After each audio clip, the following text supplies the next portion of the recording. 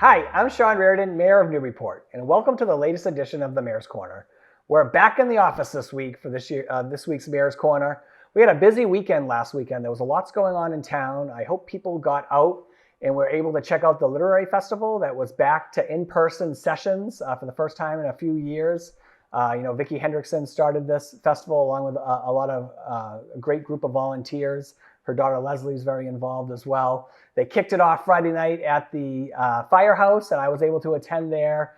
We honored Peter Orner, and he was part of the conversation that night. Really great author, really brought a lot to that conversation, which I thought was great. Then Saturday, they had events all over the city. They were here at City Hall, they were at the firehouse, they had the Old South Church, they were at the library. So I hope, the rain held off, so I hope people were able to get out and enjoy those in-person sessions. And then Sunday, they had some virtual sessions too. So it was just really great to have that event back. It's always, at the end of April, so I always look forward to that. So it's nice that they were able to bring that back to some in-person this year. There was also an art walk that took place last weekend. 18 galleries and shops were featured. You picked up your map at Chamber, so they do these every so often. So I certainly will promote them because that's one of the great things about Newburyport. We have so much in the terms of arts and culture that we can promote, and there's so much talent here in the city. So I hope people were able to get out and enjoy that. I've got some sad news I just want to bring up real quick is, one of our greeters, Donna Valpone, died last week, and her funeral was this week. So for those of you that don't know, that don't get into City Hall very often, we have greeters out front. They're part of our veteran and senior tax write-off program. So we have volunteers who are seniors or veterans that come in and they work at different jobs in the city. So we have greeters here at City Hall, and they greet everybody that comes in and tells them where they need to go. We have lots of different departments here in the city.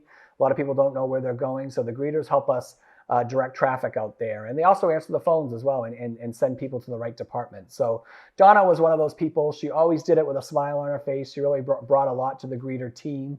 And she had done it for a long time here, so she'll be incredibly missed. Her funeral was this week. I want to thank my assistant, Christine Jackson, and Julie Langeren for going up to the funeral and representing the city. But, she was just a terrific person, so, heartfelt condolences out to the family. We're thinking of them. Donna was such a great person, and she will certainly be missed around here at City Hall. What else is going on? So this week is a big week because tomorrow night, May 4th, may the 4th be with you. We'll talk about that in a second. But we have the Boards and Commissions Fair that's going to take place upstairs in the auditorium at City Hall from 6 to 7:30. So I've been talking about this since I took office, so I'm glad we're finally getting to it here in year 2.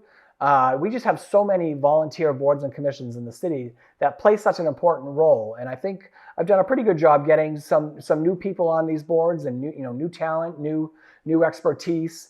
But these openings come up all the time, and I like to give other people opportunities to serve too. Some of these boards have had people on them for a very long time as well, which can be really good. I would say depending on the board. But if we've got other people that are willing to step up, I want to give them the opportunity too. So it's all about giving back to your community. So we're having like a big fair upstairs. So each of these boards and commissions are going to have their own table. It's going to be very relaxed, but I'm encouraging residents to just stop down here. Take a loop through, ask some questions to some of the boards, and then if an opening comes up, then you'll know what's expected, you'll know what they do, and you'll know what kind of role they play here in the city. So we're really looking forward to it. It should be a great information share for the community, and I'm glad we're doing it, and we're going to make it a yearly thing. And again, I hope we get a lot of more people wanting to step up and serve on some of these boards and commissions here in town. This is also a big week because the FY24 budget is going to the printer as we speak. I shouldn't say that. We might be finishing it as we speak, but it'll be off to the printer today. And we are going to post it on our city website on Thursday. There'll be an article in the paper, Daily News, about it tomorrow as well. But this kind of kicks off essentially, budget time of year, okay? So we submit our budget. So the process here goes, the subcommittee of Budget and Finance, which is chaired by Sharif Zeed, Ward 1 councilor, sets up a schedule for pretty much the whole month of May and into June, where each night they're examining a different part of the budget, and it's done by departments in the city. So I think I'm up first. I don't know, mayor's office might be up first. But it's a pretty thorough process, right? They go through each line item here in the city. And again, it's our tax dollars at work, right? So we want to make sure we're spending those dollars appropriately. And we also want to make sure that we're addressing our priorities here in the city. And like I've always said, when you elect a mayor, you're electing a priority list. So I think I'm pretty open and transparent about what I'm trying to do in the city, and that budget should reflect that. So starting, as you're watching this on Thursday night, the budget's going to be out there. So if you want to hop on the city website and take a look, you certainly can.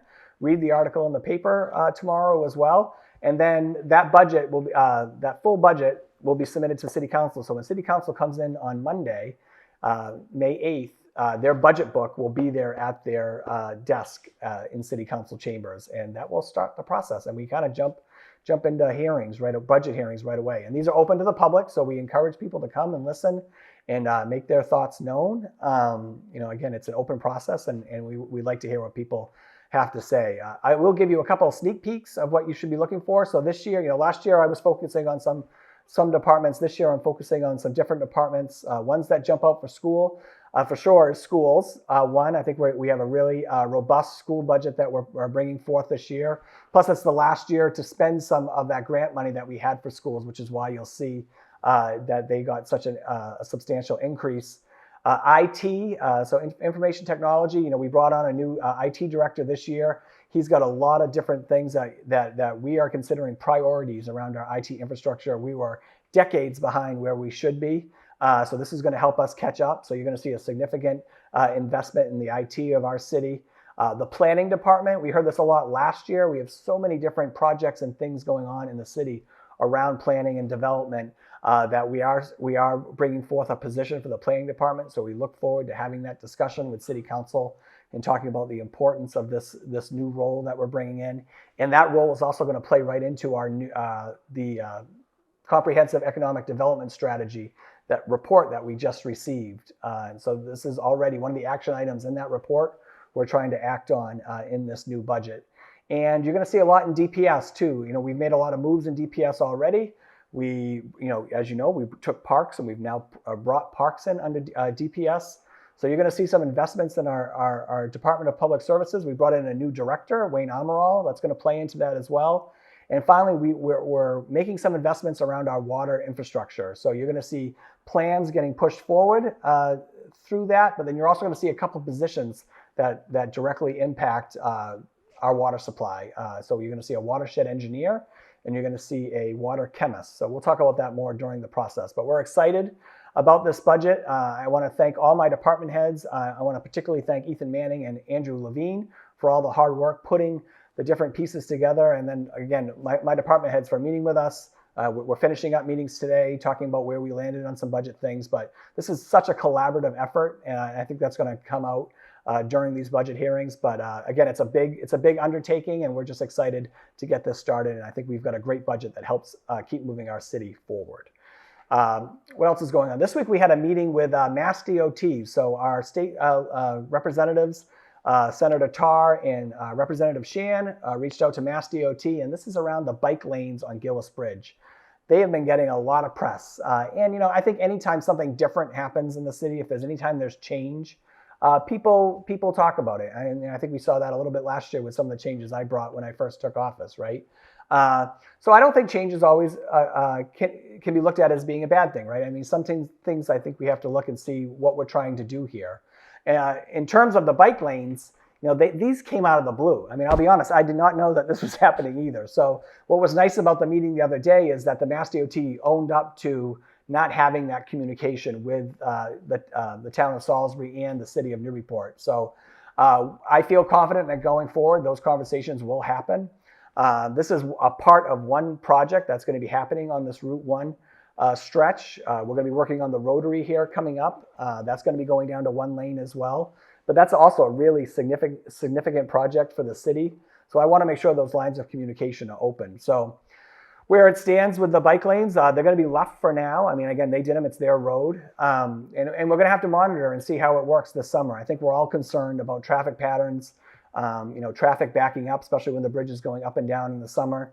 And we're putting together our notes from that meeting, particularly my new DPS director, Wayne Amaral. We're going to compile all our notes because we do have some questions around safety on some of the things that they did, and we're going to submit those collectively as a city into Mass DOT and see what kind of response we get. But I appreciated the meeting. I want to thank Senator Tarr for kind of spearheading getting that going.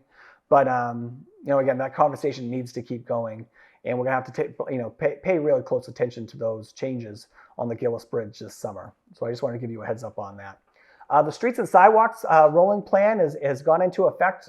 So the paving has been going on around the city. You've probably seen, if you haven't driven down Plummer Ave yet, go check out Plummer Ave. That's nearly completed. New sidewalks on each side, and we've kind of redesigned the street a little bit with bump outs and a safe crossing by Atkinson Common, and then the bottom of the street, the corner of Merrimack and Plummer, was reconfigured as well with the Head Start school down there.